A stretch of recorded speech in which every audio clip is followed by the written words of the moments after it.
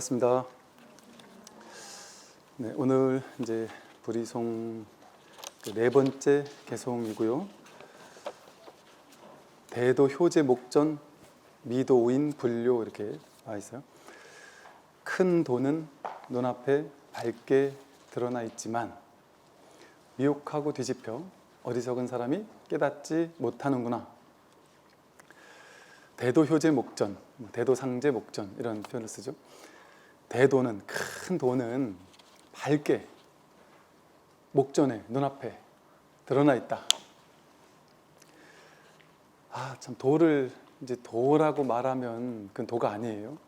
우리는 도라는 말과 언어 개념 속에서 도를 상상하려고 하면 도에 대한 온갖 상이 생겨서 도는 이런 걸 거야, 저런 걸 거야, 이런 상이 생겨서 진짜 도를 보지 못해요. 그래서 여러분들이 도는 도가 아니라 이름이 도일 뿐이거든요. 우리 금강경 방식으로 설명을 한다면 도는 도가 아니에요. 도가 따로 있는 게 아닙니다.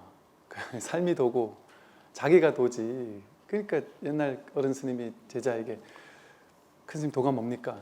내가 말해주는 건 어렵지 않으나 내가 설명을 해줘도 절대 믿지 않는다. 그래서 내가 말을 못하겠다. 아니, 큰 스님께서 말씀하시는데 제가 어찌 안 믿겠습니까? 저는 믿습니다. 이렇게 말씀해 주십시오. 그랬더니 진짜 믿느냐? 너다 이랬단 말이에요. 이 도에 대한 상이 있어가지고 못 보는 거예요. 여기서 도는 이런 걸 거야, 저런 걸 거야. 이렇게 딱 시계 이렇게 잡을 수 있잖아요. 시계 하면 시계라는 이름과 모양이 딱 매칭이 되잖아요. 명과 상, 이름과 모양이 이렇게 시계, 컵. 이건 사물이니까 붙잡을 수 있잖아요. 볼 수 있고, 생각할 수 있고, 이렇게 이런 방식으로만 우리는 대상을 파악해서 알잖아요. 우리가 아는 방식은 이렇게 명상, 명색이라고 해서 이름 명자, 모양 상자, 모양과 이름을 이렇게 매칭해가지고 그것을 파악해서 알아요. 근데 그렇게 파악해서 아는 방식을 분별로 안다 이래요. 봐서 알고, 들어서 알고, 맛봐서 알고, 냄새 맡아서 알고, 만져봐서 알고, 생각해서 아는.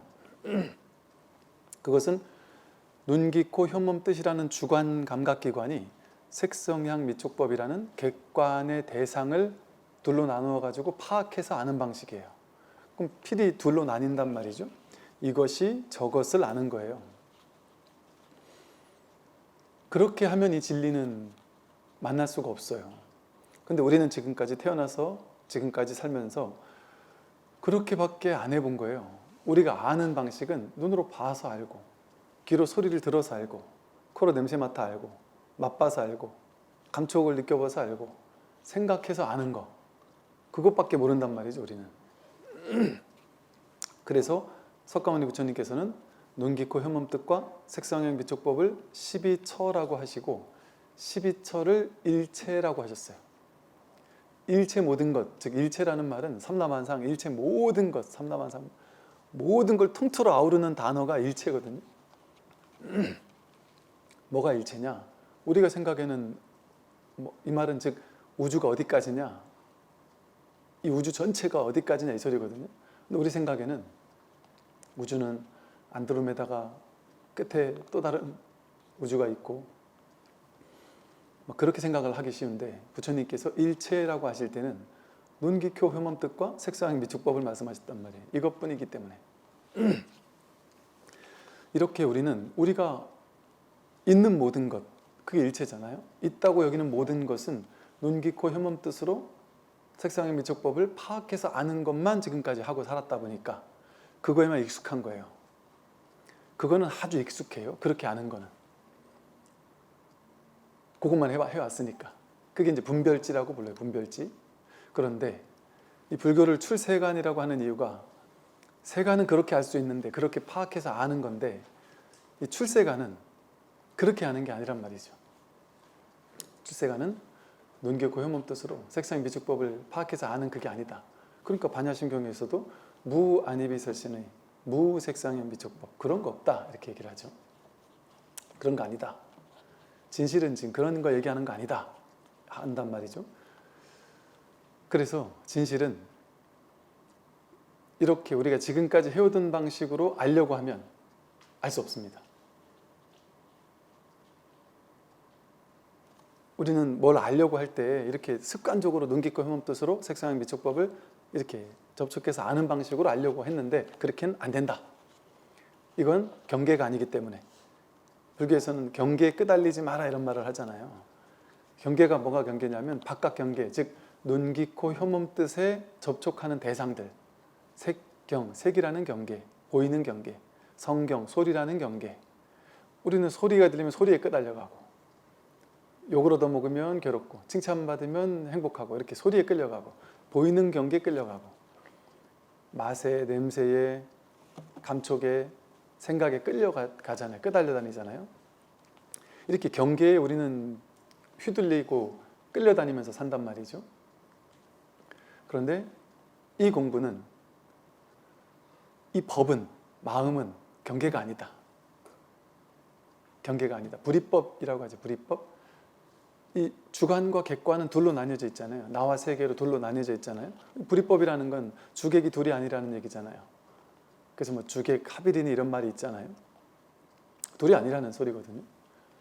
그러니까 주관이 객관을 아는 방식으로는 안 된다는 거죠. 주관이고 객관이고 객관이고 주관이다. 이 마음에서는 둘로 나뉘어진 게 없으니까. 오로지 마음 하나뿐이니까. 그러니까 주관 객관이 둘로 나뉘지 않고, 그러니까 이제 좀 전극적으로 말하면 이 하나뿐, 뭐 마음뿐, 뭐 이렇게 표현할 수도 있는 거죠. 그래서 이게 전혀 어렵지 않은데요. 이게 그냥 미사옥으로 어렵지 않은 데요가 아니에요. 그러니까 저도 옛날에 스님들 이런 얘기 할 때마다 막 화딱지가 나는 거예요. 쥐는 지금 아니까지 안 어렵다고 저러지. 난 지금 속 막 뒤집어 죽겠구만. 남의 속도 모르고 속 편한 소리 한다 지금. 막 짜증이 나더라고요. 이런 말 할 때. 그리고 뻥인 줄 알았어요. 그 말이. 괜히 잘난 척 하느라고 말이야. 법에 대해서. 그러나 별의별 생각을 다 했다니까요. 그런데 이 말이 액면 그대로 진실이에요. 큰 돈은 눈앞에 밝게 드러나 있지만, 밝게 드러나 있지만 미혹하고 뒤집혀 어리석은 사람이 깨닫지 못할 뿐이에요. 이 깨닫는다는 거는 아는 게 아니에요. 아는 건 내가 저것을 알고 이렇게 주관이 객관을 알고 이러는 거지만, 깨닫는다는 건 그랬다고? 그냥 이렇게 알아지는 거죠. 본래 있는 것을 뭐랄까, 이게 그래서 어떤 어른 스님 뵀더니 그 스님 말씀이 깨달음 이런 거창한 말 할 필요 없어 하면서, 이게 굳이 우리가 좋아하는 사람들이 이해할 수 있는 용어로 쓰자면 인식의 전환, 이 정도로 이렇게 설명할 수 있을 거야, 이렇게 얘기를 하시더라고요. 언뜻 보면 이게 인식의 전환이라면 이게 너무 좀 이렇게 너무 우리가 다 알아듣는 용어다 보니까 인식 전환? 근데 그럴 수 있는 측면이 있어요. 인식이 한번 확, 그러니까 그래서 이런 표현을 쓰기도 하거든요. 개미가 2차원만 알고 있는 개미가 앞뒤로밖에, 요만한 길에서 일직선에서 앞뒤로밖에 갈 줄 몰라요. 요거밖에 모르는, 선밖에 모르는 그 선을 타고 개미가 계속 이동만 할 줄 알아요. 그니 개미 입장에서는 한 번도 앞으로 아니면 뒤로 가는 것밖에 몰랐지, 위로 가는 거는 상상해 본 적이 없겠죠. 당연히 평생 이렇게만 가봤으니까. 이렇게만 가다 보면 우리는 이렇게 갈 거라는 가능성을 아예 못해요. 우리 살다 보면 그런 거 있지 않나요? 충분히 생각할 수 있는 건데 내가 어떤 하나에 사로잡혀 있다 보니까 그 생각 자체를 한 번도 못 해본 거예요. 그러니까 누구 전문가한테 가서 물어봤더니 이렇게 하면 되잖아 하고 한마디 듣는데 깜짝 놀라는, 그런 방법이 있었구나. 나도 충분히 생각할 수 있는 건데도 불구하고 우리의 고정관념에서는 절대 그 틀을 못 깨다가 누군가가 한마디 해주면 그때 가서 그럴 수 있는 가능성이 있구나, 이런 경우가 많거든요. 그래서 자기 고집만 부리면 전혀 다른 가능성이 들어오지 않는 것과도 비슷하죠. 그래서 이 말이요, 우리의 그 상, 개념, 분별, 그거를 가지고 도를 보세요. 이렇게 큰 도는 눈앞에 밝게 드러나 있다 이러면 대도상제 목전이다, 대도효제 목전이다 이러면 어떻게 해요? 대부분 어딨지? 여기 찾으려고 막 찾는단 말이에요. 눈으로 봐서 찾는단 말이에요. 이게 도라는데 하고 여기를 뚫어져라 쳐다봐요. 손가락을 뚫어져라 쳐다보면서 저기 도라는데 하고 눈으로 찾으려래요. 그게 분별의 방식이잖아요. 눈으로 저걸 보려고 하는 방식이잖아요. 이게 도다 이럴 때 눈으로 여기 힘을 줘가지고 여기를 막 쳐다본단 말이죠. 쳐다보는 그놈인데 이걸 쳐다본단 말이에요.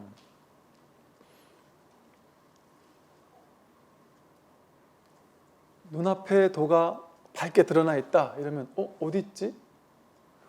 안 드러나 있는데 어디 있지? 이게 모양을 가지고 찾으려고 한단 말이에요.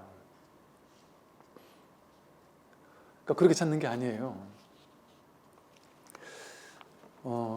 그래서 이 도가 밝게 드러나 있지만 미혹하고 뒤집혀 어리석은 사람, 뭐가 미혹하고 뒤집힌 거예요? 분별만 쫓으니까 그게 뒤집힌 거예요. 그게 미혹한 거예요. 분별만 쳐다보니까 그게 미혹한 거죠. 눈으로 뭔가를 자꾸 보려고 하는 이 분별, 주관이 객관을 보려고 하는, 봐서 알려고 하는 이 12처, 18개, 이 12처, 18개 안에서만 움직인단 말이에요. 우리의 분별은. 그러니까 그렇게 그런 어떤 중생의 고착화된, 사로잡힌, 그동안 써오던 업장, 업습 이런 방식으로 머리 굴리는 방식, 분별하는 방식 이런 방식으로는 이 도를 만나려고 해도 만날 수가 없다.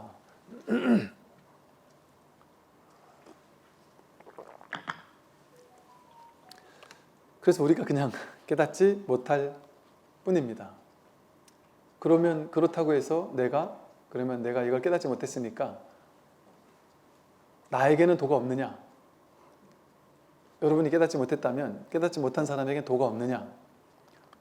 큰 도는 밝게 드러나 있습니다. 깨닫지 못한 우리에게도 밝게 드러나 있을 뿐 아니라 우리가 단 한순간도 도 아닌 적이 없었어요. 단 한순간도 도 속에서 벗어날 수가 없어요. 이 도는 이게 아주 그냥 감옥과도 같아서 벗어날 수 없는 감옥과도 같아서 이 도라는 감옥에서 벗어날 수가 없어요. 도망칠 수가 없습니다. 이것을 옛날에 어떤 분들은 그랬죠. 이 법, 이거 나 너무 법 하니까 이게 싫어가지고 법을 피해서 도망치려고 눈을 감은 여기에 부처가 드러나고 손으로 막아도 거기에 딱 부처가 드러나 있더라. 뭐 이런 말이. 여기는 도망칠 수 없는 곳이에요. 우리가 도를 깨달을 수 없는, 도를 찾을 수 없는 게 아니라 도에서 도망칠 수 없어요. 단 한 번도 도 아닌 적이 없어요. 나는 도를 모르겠어 할 때, 나는 도를 모르겠어 이게 도란 말이에요.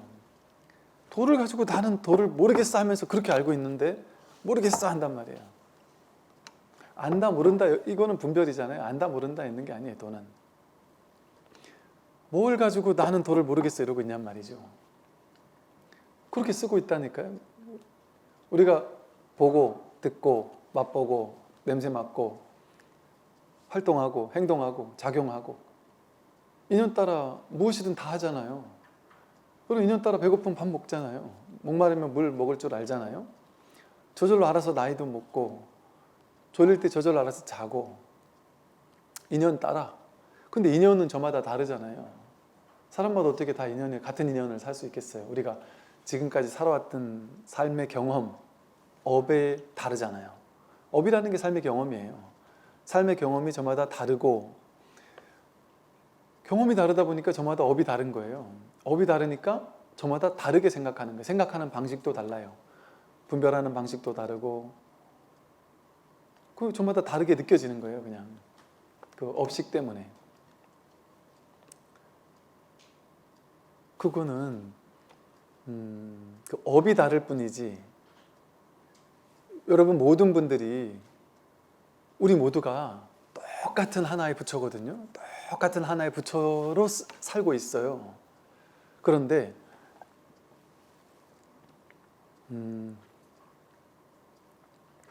자기 개성, 나라는 자아가 있어서 나는 이런 사람이야 라고 생각하잖아요. 나는 성격이 좀 좋아. 나는 성격이 개박해. 난 남들보다 뭐 재력이 있어.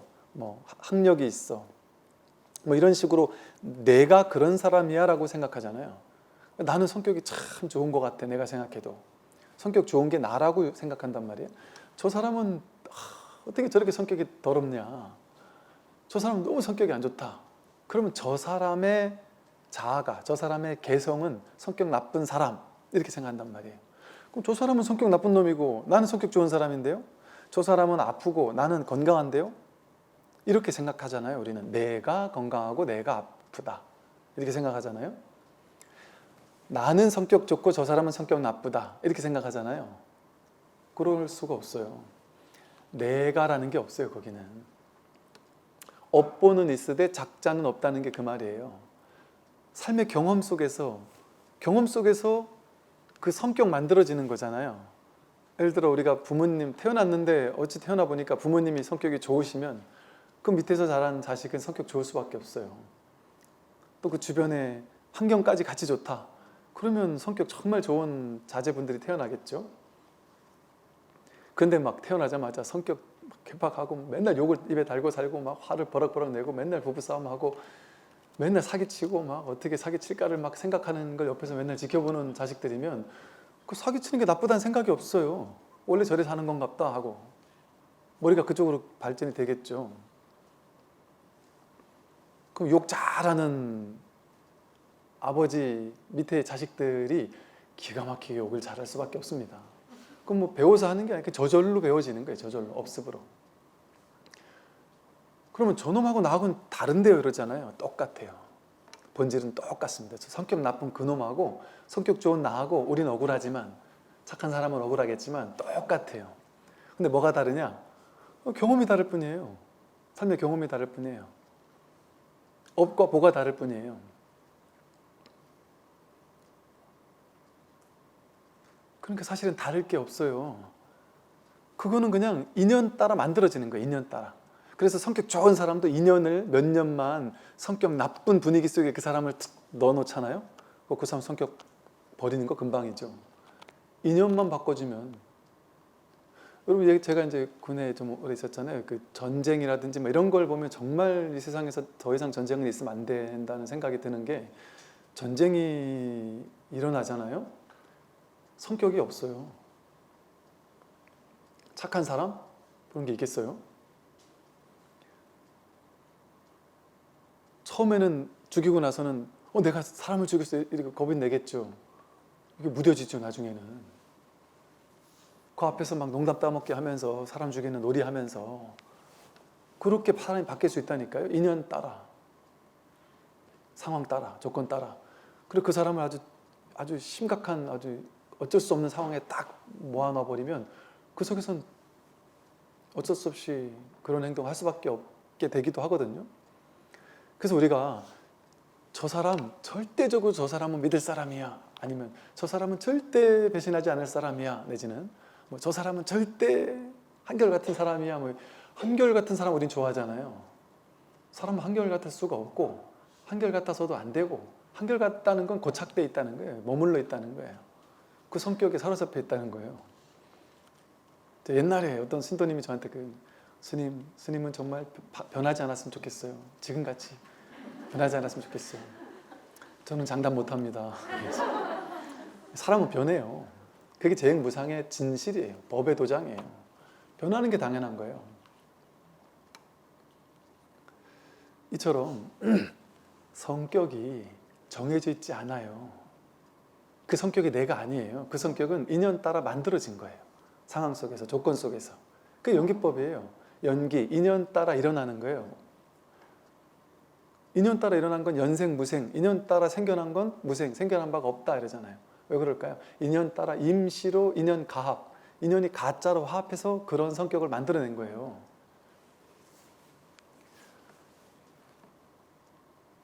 그러니까 집착할 게 없습니다. 나라는 어떤 자아가 없어요. 나라는 고정된 실체가 없고 나의 정해진 성격, 그런 거 없습니다. 때로는 자기를 좀 깨고 살 필요도 있어요. 아무리 자기 성격이 좋아도 이 너무 과하게 착한 사람 컴플렉스 같은 것 때문에 나는 착해야 돼 하는 막 그냥 압박감 있는 사람은 정말 스트레스 받아 못 살아요. 네, 저도 어릴 때 그랬어요. 지금은 이제 조금 나는 착해야 돼. 그런데다가 출가까지 했잖아요. 그러니까 스님이니까 더 착해야 돼. 더 어때야 돼. 막 이런 거예요. 남들한테 안 좋은 말 하나 못 했어요. 근데 내가 못 살겠더라고요. 제가 못 살겠더라. 그렇게는 못 살겠더라고요. 왜 그러지? 내가 뭐 좀 성격 좀 안 좋으면 안 되나? 나쁜 말 좀 하면 안 되나? 할 말은 해야지. 내가 막 당하고는 못 살겠다. 할 말은 해야지. 하고 그냥 남들 욕하면 욕 먹어야지. 나 욕 먹기 싫어. 이게 컸단 말이죠. 근데 욕 먹어도 돼. 욕 먹을 수 있지. 사람이 어떻게 욕 안 먹고 살아. 부처님도 욕 먹고 사셨는데. 그냥 허용하고 나니까 속 편한 거예요. 욕 좀 먹으면 먹는 거고 안 먹으면 안 먹는 거고. 어떤 하나에 딱 사로잡혀 있으면 그게 아무리 좋은 거라도 자기를 구속할 수 있어요. 그래서 이렇게 말할까, 이제 우리가 이제 하나에 딱 사로잡혀 있어요. 우리는 전부 다 어떤 고정된 것에 이렇게 딱 사로잡혀 있어서 거기서 이제 벗어나지 못하는 것이죠. 그러다 보니까 그걸 쥐고 있는 거예요. 그게 나라고 생각하고. 그 깨닫는 건 간단한 거예요. 그게 내가 아니라는 사실에 눈 뜨는 거예요. 그게 반야심경이 모든 대장경의 핵심이잖아요. 반야심경의 핵심은 조교, 노원, 계공이거든요. 도일제고액. 오원, 내 몸과 마음이 공하다라는 사실을 딱 보기만 하면 모든 괴로움이 사라진다. 나가 괴로운 거잖아요. 내 뜻대로 안 되니까 괴롭고, 내가 오래 살라니까 괴롭고, 내가 병나면 안 되니까 괴롭고, 내가 돈도 더 벌어야 되니까 괴롭고, 내가 욕먹기 싫으니까 괴롭고, 내 성격 이거 지켜야 되니까 괴롭고, 내가 남들에게 칭찬받고 싶으니까 괴롭고. 근데 그 내가 자기가 생각해서 만들어낸 환상이에요, 환상.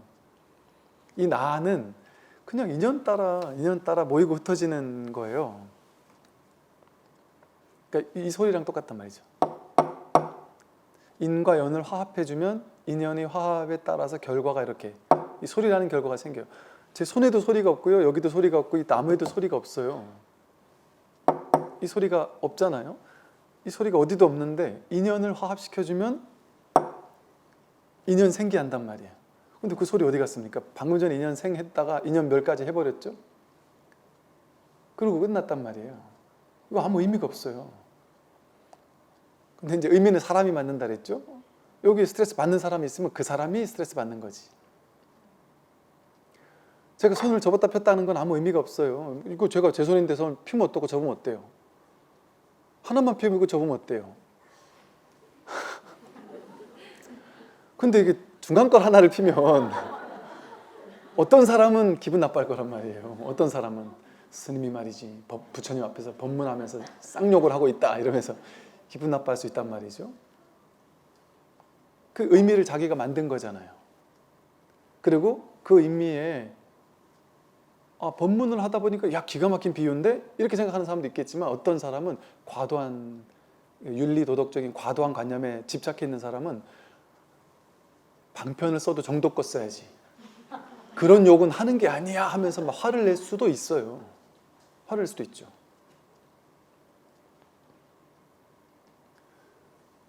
사람에 따라 다르단 말이죠.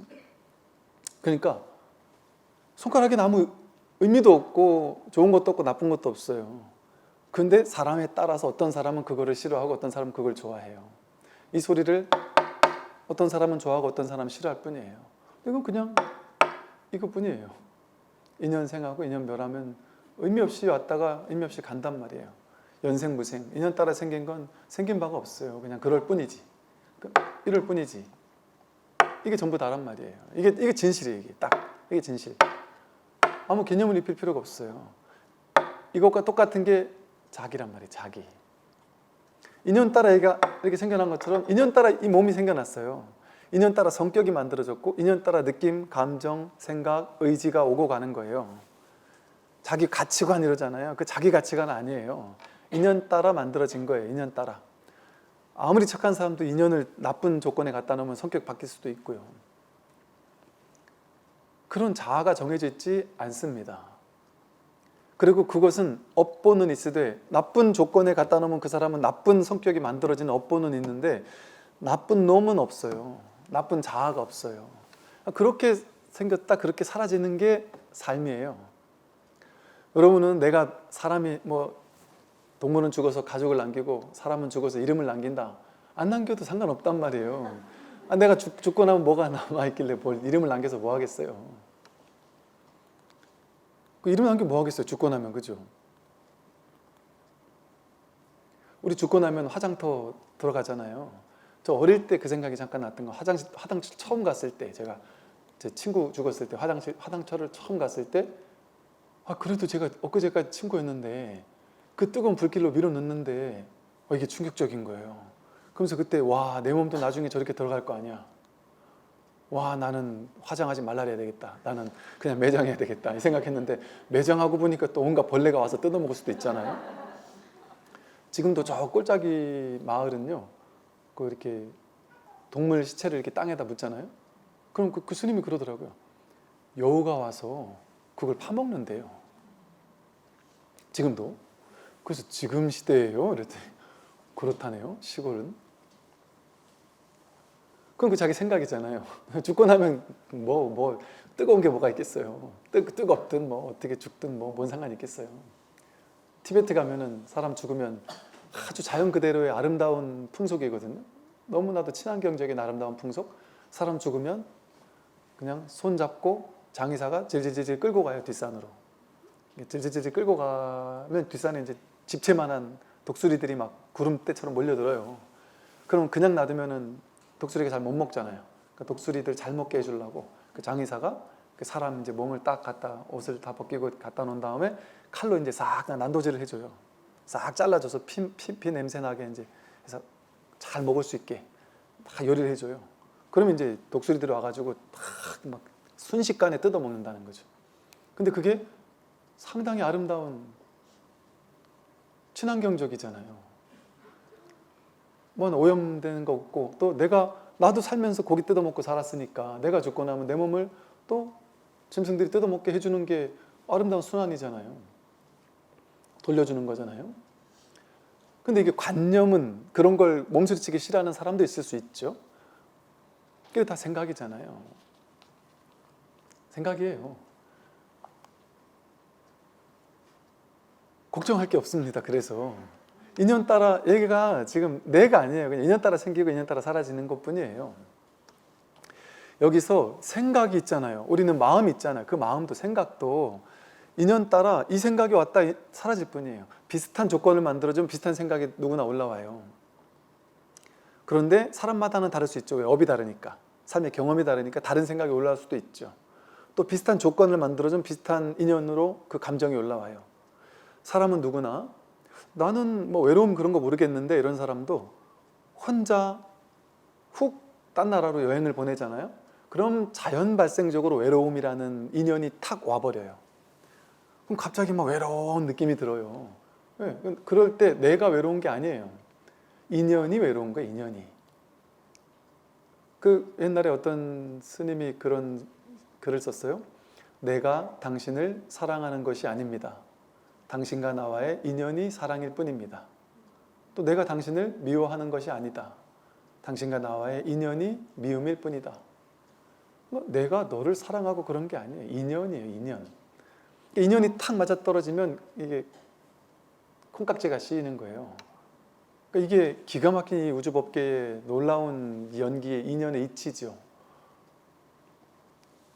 그러니까 이게 자식들이 콩깍지가 껴가지고 부모님이 봤을 땐 얘는 절대 아니야, 딱 보이는 사람 있잖아요.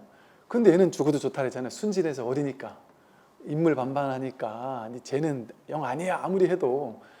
본인이 아주 힘들게 살게 뻔해도 콩깍지 끼면 막을 수가 없잖아요. 그 냅둬야 돼요. 어쩔 수 없어요. 물론 야, 안 돼 하고 한 번, 두 번, 세 번, 네 번은 반대할 수 있겠지만, 부처님처럼 할 말은 하되, 그러나 끝끝내 집착하는 건, 그거는 콩깍지가 단단히 씌인 거잖아요. 콩깍지가 단단히 씌긴 왜 씌겠어요? 그 두 사람이 인연일 때는 그렇게 그런 어떤 인연의 작용이 만들어지겠죠. 그게 없으면, 그런 어떤 인연의 오묘함이 없으면 이 세상 사람들 다 결혼 못 할 거예요. TV에 나오듯이 막 아주 잘난 사람 몇 사람만 결혼할 거예요, 아마도. 우리가 모두 다 그런 사람만 좋아한다. 우리 모두 다 원빈, 현빈 이런 사람만 좋아하면 십장가 갈 수 있겠어요, 어지간한 사람들은. 완벽하지 않은 사람은. 그러나 인연의 법칙 때문에, 그 콩깍지라는 법칙이 있다 보니까 저마다 자기 인연을 찾아가는 거예요. 저 사람이 사기치는 걸 뻔히 아는데도 당한다니까요. 제가 이제 군생활 오래 하다 전역하는 사람들 얘기를 들어보면, 제가 국방부 있을 때 전역 예비역분들 얘기를 들어보면 이야기꽃을 피워요. 그냥 막 사기당한 이야기꽃이. 20년 30년을 군에만 있다가 나가니까 순진한 거예요. 제가 그걸 알겠더라고요. 이제 보니까 진짜 순진할 수밖에 없게, 아무것도 몰라요, 사회생활을.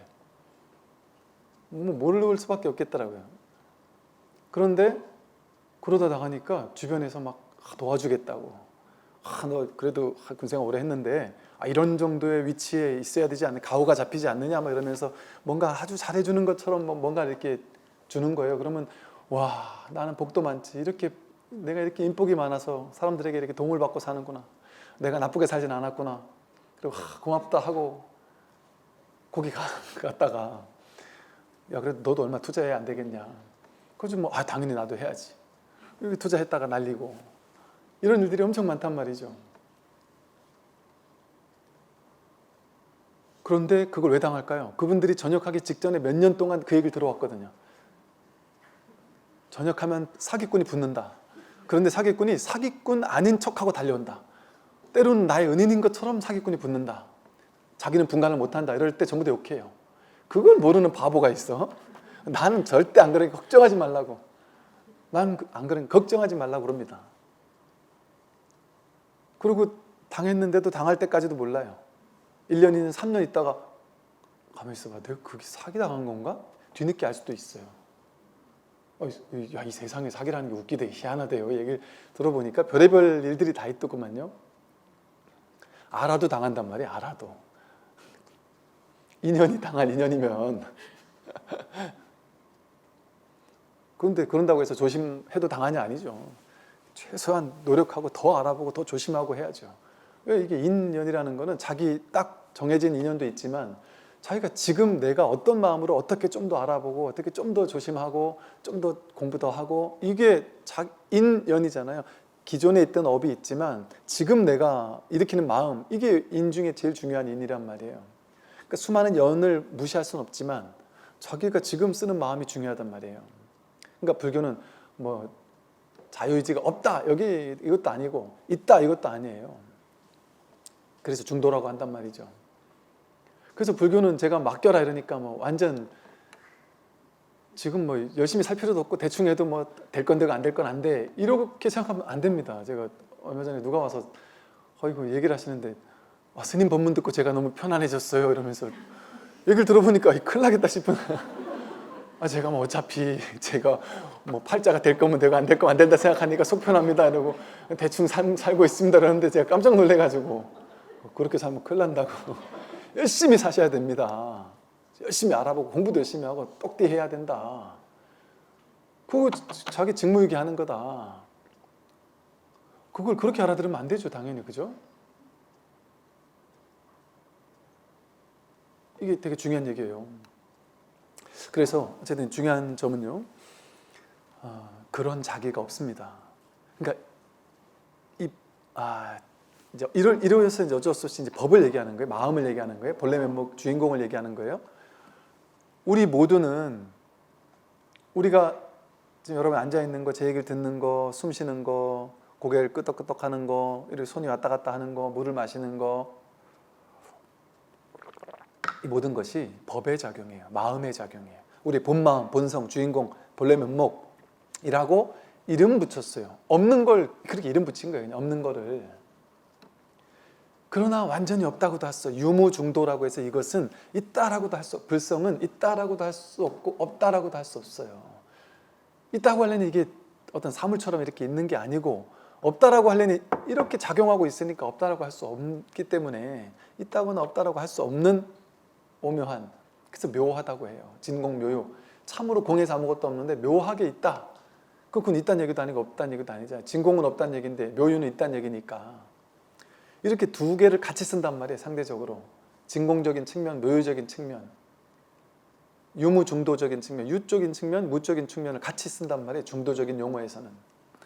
머무는 법 시 마음을 내라. 집착하지 마라. 그런데 마음은 내라. 이렇게 하지 말란 얘기와 하란 얘기를 같이 한단 말이에요. 이게 중도적인 언어 표현이에요. 불교의 독특한. 이게 분별해서는 이해할 수 없죠. 이거 뭔 소리야? 저게 하란 얘기야? 하지 말란 얘기야? 그러니까 불교는 종잡을 수가 없다. 하라면 하라래고 하지 말라래지. 그러니까 우리는 좋아하는 게 하세요. 기도 며칠 동안 하세요. 연불 며칠 동안 하세요. 독경을 100만 독 하세요. 절을 100일 기도를 하세요. 이렇게 딱 정해주는 걸 좋아해요. 거기만 익숙해요. 왜? 분별은 그걸 좋아해요. 근데 여러분들이 지금 이렇게 제가 이렇게 했다가 그것도 아니다. 저렇게 했다가 그것도 아니다. 딱 정해주지 않는데도 와서 계속 듣는 게 신기한 거죠. 왜? 분별은 이런 얘기 싫어하거든요. 분별은. 이해가 안 되거든요. 받아들일 수 없거든요. 그래서 지금 이거는 분별을 충족시켜주는 얘기가 아니에요. 법문은. 부처님 가르침은. 그래서 이거는 아무리 천하에 똑똑한 사람도 이거 들으면 다 이 공부할 것 같잖아요. 이 공부 안 해요. 아무리 똑똑한 사람도. 저도 그랬거든요. 20대 때 너무 감동적인 책을 읽고서 너무너무 막 눈물을 펑펑 쏟고 너무 감동적이어서 이 부처님 가르침 담긴 이 책을 정말 좋아하는 친구에게, 돈도 없는데 막 사다가 정말 좋아하는 친구들에게 나눠줬어요. 이 친구도 나와 같은 감동을 느끼게 하고 싶어서. 읽었어? 그러니까 읽었대요.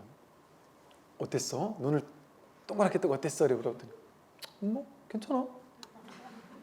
그러고 지나가는 거예요. 그래서 다야? 그랬더니 불교가 그런 거 아니야? 이런 반응을 보고 제가 충격받았습니다. 아, 이럴 수 있구나, 사람이. 그게 시절 인연이 오지 않으면 이 공부를 못해요. 그러니까 옛날에 법화경도 그러고 선근 공덕을 지어놓는다 이런 말 있잖아요. 법화경에 보면 어린 아이들이 그냥 바닷가 백사장에서 동그랗게 부처님 얼굴 그려놓고 엄마 이거 부처님이야 그러면서 부처님을 하나 그리더라도 어떤 절을 바라보면서 이렇게 합장하고 나무불 부처님께 귀의합니다 하고 합장 한 번만 하더라도, 놀이로 그냥 관세음보살 노래를 부르더라도, 그러더라도 그것이 선근 인연이 된다 이런 표현이 있거든요. 부처님 공덕을 지는 선근 공덕이 되어서, 선근 인연이 되어서 그것이 쌓이고 쌓여서 나중에 시절 인연이 무르익으면 이제 본격적으로 공부할 수 있는, 깨어날 수 있는 그런 공덕이 지어진다 이랬단 말이죠. 그래서 여러분들도 아마 그동안 불교 공부 많이 하고 절에도 다니고 부처님께 기도하고 그것들이 헛된 건 아니란 말이죠. 그랬던 부처님과 인연 맺었던 공덕, 그런 것들이 쌓이고 쌓여가지고 이 최상승법을, 선이라는 최상승법을 딱 만나면 처음에는 와닿지 않지만 어느 때인가 이렇게 딱 시절 인연이 맞을 때가 있어요. 그건 이제 시기가 도래했다는 거예요. 말 그대로 시절 인연이 딱 드러났다는 거예요. 이 얘기가 나를 울리게 한다면, 나를 이렇게 공명하게 한다면 그것이 내가 이제 내가 드디어 억만겁을 기다려서, 경전의 표현이잖아요. 억만겁을 기다려서 이제 드디어 부처님 법과 인연될 수 있는, 깨달음과 인연될 수 있는 귀한, 이거 놀라운 귀한 인연 아닙니까? 이 귀한 인연을 내가 드디어 마주했다는 얘기예요. 조금 전에 어떤 걸 검색하다 보니까 현금 즉시 변 시절 이런 말이던데, 그게 뭐냐면 현금 즉시 지금 시절에 가져와라 이 소리가 아니라 현재 지금, 현금 현재 지금, 즉시 지금 여기, 지금 여기가 이게 바로 그 시절이다 이거예요. 시절은 지금뿐이지 다른 시절이 없다. 오로지 눈앞에 지금밖에 없다는 거예요. 이 시절이 제일 중요한 시절이란 말이죠. 근데 이게 이제 자기 인연이, 성근공덕이 쌓이지 않은 사람은 이 공부와 인연 맺을 수가 없어요. 그래서 아무나 내가 고집한다고 해서 그거 안 돼요. 인연이 아직 안 지어졌기 때문에. 그래서 가볍게 인연을 던져주는 건 좋은데, 맺어주는 건 좋은데 내가 고집할 필요는 없는 이유죠. 그래서 이렇게 이제 인연을 맺고 공부를 할 뿐이지, 내가 이렇게 공부를 할 뿐이지 아무것도 없어요, 여러분. 나가 없습니다. 이 나라는 거는 내가 이렇게 살고 있는 게 아니라, 나라는 개성이 이렇게 살고 있는 게 아니라 인연이 이렇게 조합된 거예요. 엄마 아빠의 인연을 만나서 이런 성격이 만들어지고, 그때 학교 다닐 때, 중학교 때, 고등학교 때 다양한 경험들이 이런 성격을 만들어냈고, 외모도 마찬가지예요. 외모도 바뀌어요, 사람이. 나이 몇 살이 더 넘어가면 자기 외모에 책임을 져야 된다, 정말 그렇지 않나요? 모든 것이 인연 따라 바뀌거든요. 그러니까 얘는 그냥 인연이에요. 인연생, 인연멸이에요. 인연이 지금 이렇게 만들어진 거예요. 이걸 가지고 내가 분별심이, 이제 중생심, 분별심이 나야 이런 거예요. 나가 아닌데 나야, 이렇게 분별을 일으켜서 생각을 일으킨 것뿐이란 말이죠. 근데 그 생각만 믿지 않으면, 그 생각만 따라가지 않으면 그냥 이뿐이에요. 여러분, 이게 어디까지가 날까요? 피부 안에는 나고 피부 바깥은 남일까요? 내가 아닐까요? 그럼 손이 잘렸어요. 팔뚝이 뚝 잘렸어요. 잘리면 여러분 그 팔뚝 버릴 거예요? 아니면 애지중지하고 가지실 거예요? 집에다가 이렇게 냉장고에 보관해 놓으실 거예요? 그냥 버려야 되잖아요. 어디 땅에 묻든지. 이 팔이 나면은 버리면 안 되잖아요. 근데 버릴 거잖아요. 손톱 깎고 나서 애지중지 안 하잖아요. 버리잖아요. 다리 잘리도 버릴 거잖아요. 여러분, 목이 딱 잘리면 목 위를 가질 거예요? 목 밑을 가질 거예요? 이 몸은 그냥 인연 따라 이렇게 있어요. 여러분, 내 몸까지만 내 몸인가요? 내가 마음으로 내 자식, 그러니까 입양을 했어요. 그래서 얘가 내 자식이야 하고 사랑으로 키웠고, 진심으로 난 내 자식이라고 키웠어요. 그럼 얘가 아플 때 내가 아파요. 진짜 내 자식이 아니라도. 근데 진짜 내 자식이라도 어릴 때 입양 보내서 잊어버렸다든가 예를 들어 그랬어요.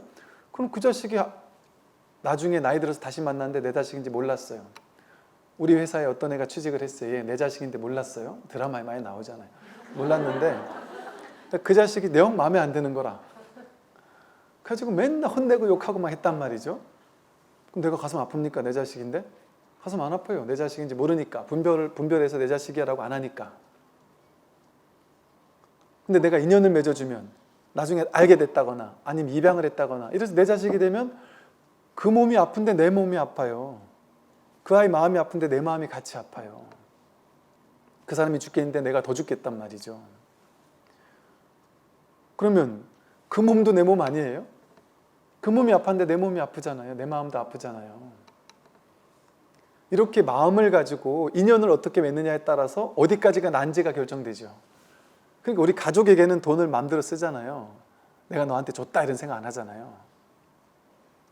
그런데 이것도 이제 분별을 조금 더 하면, 이제 요즘 젊은 가족들은 그런 데잖아요. 결혼하면 네 재산 노터치, 내 재산 노터치, 서로 얼마 있는지 노터치, 월급 얼마 받는지 노터치. 우리는 다만 한 달에 한 번씩 각각 50만 원씩 내가지고 자식 키우는 비용, 집안 이렇게 키우는 비용 이래가지고 그게 나쁘다는 얘기는 아니고 그건 시절 따라 인연 따라 사는 거지만, 만약에 그렇게 된다면 그 사람이 뭘 해서 하든 노터치일 거 아니겠어요? 큰 신경 안 쓰겠죠. 이렇게 인연 따라 어디까지가 난지, 어디까지가 내 것인지가 정해지잖아요.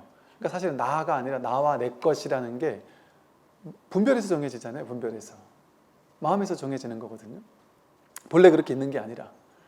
내 주변에 있는 사람만 그런 게 아니라 나도 그렇다 말이죠. 나도 정해진 내가 따로 없습니다. 그러니까 여기 애착할 필요가 없어요. 얘가 죽어도 상관없어요. 이 마음은 진짜 여러분이 한 마음이, 그래서 불교에서 한 마음이라는 일심이라는, 원효 스님이 일심, 대승계 신론 이런 데서 일심, 이 마음이라고도 부르고 법이라고도 불러요. 법. 본래 면목이라고도 하고 불성이라고도 하고 주인공이라고도 하고, 주인, 이게 진짜 주인이란 말이에요. 근데 이건 공하다란 말이에요. 이 진정한 자기의 열반 해탈이라고도 하고요. 이 마음은 모양이 없고 크기가 없고 없는 데가 없고 편만해서 편만하단 말이에요. 없는 데가 없고 이 우주 법계 전체를 굴려 쓰고 있단 말이에요. 마음 하나가. 마음이 따로 있어가지고 우주를 굴려 쓰는 게 아니고 그냥 이게 마음인 거예요. 그냥 드러나고 있는 그 물질 있는 그 자리에 마음이 같이 있어요. 색즉시공이라고 하듯이. 내가 그대로 마음이란 말이에요. 내가 그대로 법이란 말이에요. 옆에 있는 사람도 똑같은 법이에요. 마음이에요. 우리 다 마음 하나예요. 우리가 마음 하나를 쓰고 있다도 어쩔 수 없이 하는 표현인데, 쓰고 있다라는 말은 마음 따로 있고 쓰는 거 따로 있다는 뉘앙스를 주니까 둘로 나뉜 것 같잖아요. 사실은 마음뿐이에요. 마음뿐. 너, 나, 남자, 여자, 나이 많고 적은 사람 이게 따로 없어요. 우린 전부 다 마음뿐이에요. 마음이 이걸 운행하는 거예요. 그냥. 그런데 이 개성을 난 줄 아는 거예요. 인연 따라 생겨나고 인연 따라 사라지는 이 몸, 느낌, 생각, 의지, 의식, 이걸 나로 착각하는 거예요. 이게 내가 아닌데. 이건 그냥 100년도 안 돼서 사라져 갈 거잖아요. 여기에 목매고 살면 우린 전부 다 패배자가 되지 않을까요? 이게 나라고 생각하면 전부 다 죽을 거니까, 전부 다 늙고 병들 거니까. 이게 정말 그렇더라고요. 이렇게 이제 젊은 사람은요, 아무리 말해도 절대 안 들려요. 제가 확실히 그럴 것 같더라고요. 30대, 40대 이렇게 젊은 사람들은요, 내가 늙는다? 상상을 못 해요. 내가 병든다? 당연하잖아요. 내가 늙는 건 당연하잖아요. 그런데 젊을 때는 내가 늙는다 상상을 못 해요. 여러분, 잘 나가는 군인분들, 승승장구 계속 진급 1차에 막 착착착 한 사람들 있잖아요. 내가 전역한다라는 생각을 1도 못 합니다. 이게 이해가 안 되잖아요. 말이 안 되잖아요. 그런데 진짜 1도 못 하더라니까요. 상상을 안 해요. 나는 전역할 사람이 아니야. 천년만년 계속 할 줄 안다니까요. 뻔히 죽어가는 사람을 보더라도 나도 저렇게 죽을 수 있다는 생각을 사람은 잘 못해요. 이게 영원할 줄 아는 거예요. 그게 허망한 망상이에요. 그래서 사실은 걱정할 게 없습니다. 그냥 우리 만약에 이제 옛날에 이제 큰 스님들 이런 비유를 들었어요. 이렇게 인형극 위에서 이렇게 사람이 인형을 가지고 막 극을 하잖아요. 그 사람이 말하고 움직이는 거잖아요. 끈을 가지고. 근데 아이들은 요 위에 있는 사람을 안 보니까, 가려놨으니까 인형만 보니까 아이들은 그 인형이 진짜 뭐가 있는 줄 알잖아요. 우리가 전부 다 인형극을 하고 있는 것과 비슷하단 말이에요. 이거 오해하지 마시고 들으세요. 또 이렇게 얘기하면 또 뭐 그런갑다 하고 또 딱 쥐려고 그러시는데 그럴 필요는 없고, 그냥 이렇게도 표현할 수 있는 측면이 있다는 거예요. 우리 모두가 지금 다 그냥 영화 찍고 있는 거라니까요. 인형극 하고 있는 거라니까요. 연극의 배우 같은 거예요. 누가 주인공은 누구겠어요? 그 PD와 감독과 주인공과 모든 것을 하는 이 마음 하나가 이게 전부를 한단 말이에요. 이게 여러분 기가 막히지 않나요? 꿈의 비유가 기가 막히지 않나요? 어젯밤 꿈이 그렇잖아요. 꿈속에 너, 이 사람, 저 사람, 내 친구들도 있고 좋아하는 사람, 싫어하는 사람 다 있고, 우주가 있고 하늘 있고 구름이 있고 별이 있고 짐승도 있고 우리 집에 강아지도 있고 다 있어요. 꿈속에 전부 다 있어요. 심지어 꿈속에 막 다른 별나라를 가기도 해요. 어떨 때는. 어떤 사람은 꿈속에서 새로운 차원을 갔다 오기도 하고 막 그런다래요. 그런데 그 꿈속에서는 나도 있고 너도 있고 우주도 있고 세계도 있고 싹 다 있었어요. 그런데 꿈을 깨고 보니까 그 꿈 전체가 나죠. 내 마음 하나가 꿈의 의식으로 펼쳐져 가지고 꿈의 세계를 쫙 만들었잖아요. 꿈의 세계를, 꿈의 우주 전체가 나잖아요. 그 꿈의 우주 전체를 법계, 법의 세계다. 법, 마음이 만든 펼쳐낸 세계다. 법계. 그리고 이거 전체를 법신불, 법을 몸으로 하고 있다. 이 꿈속에서는 너의 몸, 나의 몸, 산, 들, 바다, 구름 따로 몸이 다 있었는데 진실은 법신 하나뿐이다. 마음 하나뿐이다 이런단 말이에요. 마음 하나뿐. 그 마음 하나가 꿈의 세계를 쫙 펼쳐냈단 말이에요. 그때는 그 꿈속에서 내가 성공하는 게 심각했단 말이죠. 근데 꿈을 깨고 보니까 정말 꿈이었어요. 정말 인형극이었단 말이에요. 다시 그 꿈으로 들어가가지고 꿈을 바꿀 계획이 없어요. 우리가 전부 다. 그럴 필요가 없어요. 꿈인 줄 아니까, 깼으니까. 꿈 깼으니까 어젯밤 꿈에 지금 집착하는 분 계십니까? 그 꿈속에 다시 들어가야 돼 하고 막 집착할 필요가 없잖아요. 깬 사람은 알아요. 그게 실제가 아닌 줄. 그 미련이 없어요. 그런데 이제 이 현실이라는 꿈은 하나 다른 점이 뭐냐면 꿈을 깨면 오온이 개공이라는 사실을 깨달아요. 그런데 꿈은 계속돼요. 그런데 이미 깬 거예요. 자각몽을 꾸는 거예요. 꿈속에서 꿈을 깬 거예요. 이게 꿈인 줄 알고 꿈을 꿔요. 꿈속에서 무슨 일이 생겨도 상관없어요. 이거 꿈인데 뭐 하고. 꿈속에서 어떤 악몽을 꿔도 상관없고 성공해도 상관없고 실패해도 상관없고 자각몽을 꾸는 사람은 꿈을 놀이처럼 즐겨요. 재밌게 무엇이든 도전하고. 꿈 전체가 자기니까 모두를 사랑해요. 꿈 전체가 자기니까. 꿈속에서 저 사람이 너무 힘들어해도 한편으로는 아이 참나, 부처님이 우리 생각하듯이 그러지 않겠어요? 한편으로는 아유 저거 진짜가 아닌데 아유 쟤는 왜 진짜처럼 괴로워하지? 그럼 웃기죠. 좀 한편으로는 웃긴데 걔 앞에 가서는 웃을 수가 없어요. 그럼 내 마음처럼 또 안타까워해 준단 말이에요. 꿈속의 스토리에 들어간단 말이에요. 잠시 몰입해서 그 아이에게, 그 사람에게 얼마나 힘들겠어. 내일처럼 네가 힘들면 나도 힘들어. 네가 행복하면 나도 행복해. 네가 나니까 그들을 돕겠죠. 이 세상 전체를 내 몸과 다르지 않으니까 세상 전체를 어떻게든 돕고 기여하고 사랑하겠죠. 함부로 뭐 휴지 버리고 이러지 않겠죠. 그 땅이 전체가 난데 불국토가 그대로 자기잖아요. 그 국토가 마음이거든요. 국토가.